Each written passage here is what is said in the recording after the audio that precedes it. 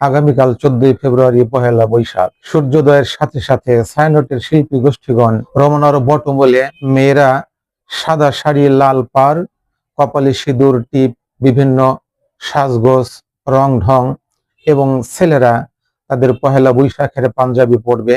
সূর্যোদয়ের সাথে সাথেই রবি ঠাকুরের গান এসো হে বৈশাখ এসো এসো, এই বাণী দিয়ে তারা দিনটির যাত্রা শুরু করবে। সূর্যোদয়ের সময়টাকে তারা কল্যাণের প্রতীক মনে করে। নাউজুবিল্লাহি মিন যালিক।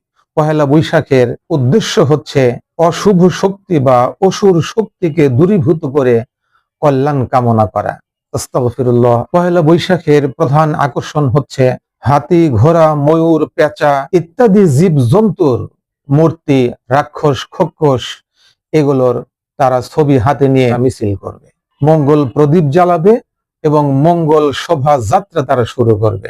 মূর্তি মুখোশ মিছিলে ঢাক, ঢোল, আশা, তবলার তালে তালে ছেলে এবং মেয়েরা সঙ্গীত, নৃত্য, উল্লাস, উন্মাদনায় তারা ফেটে পড়বে।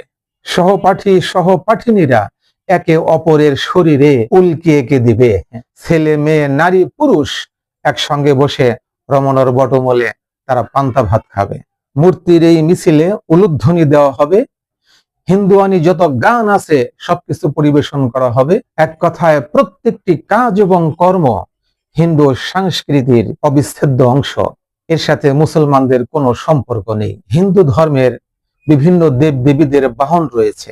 লক্ষ্মীর বাহন পেঁচা, সরস্বতীর বাহন রাজহাঁস, কার্তিকের বাহন ময়ূর, মহাদেবের বাহন ষাঁড়, যমরাজের বাহন কুকুর, ইন্দ্রের বাহন হাতি, ব্রহ্মার বাহন পাতিহাঁস, বিশ্বকর্মার বাহন ঢেকি ইত্যাদি। তারা এই সমস্ত মূর্তিগুলো নিয়ে মিছিল করবে। আর সেই মিছিলে আস্তাগফিরুল্লাহ মুসলমানের সন্তানেরা আনন্দ উৎসব করবে, তারাও মিছিলে অংশগ্রহণ করবে। এই বাংলা নববর্ষ শুধুমাত্র বাংলাদেশ এবং ভারতেই পালিত হয়।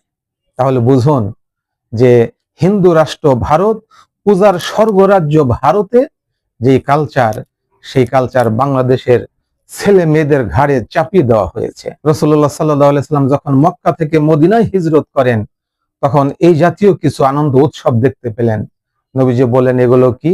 তারা যখন বলল যে এগুলো জাহেলি যুগ থেকে চলে আসছে, নবীজি বললেন, এখন থেকে মুসলমানদের জন্য, তোমাদের জন্য দুটি উৎসব, তা হচ্ছে ঈদ উল ফিতর এবং ঈদ উল আজহা।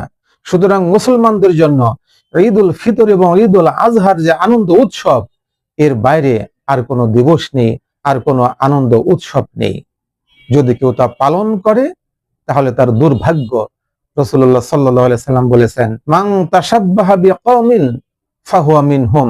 যে ব্যক্তি কোন সম্প্রদায়ের সাদৃশ্য অবলম্বন করে কিয়ামতের দিন সে তাদের দলেই উঠবে।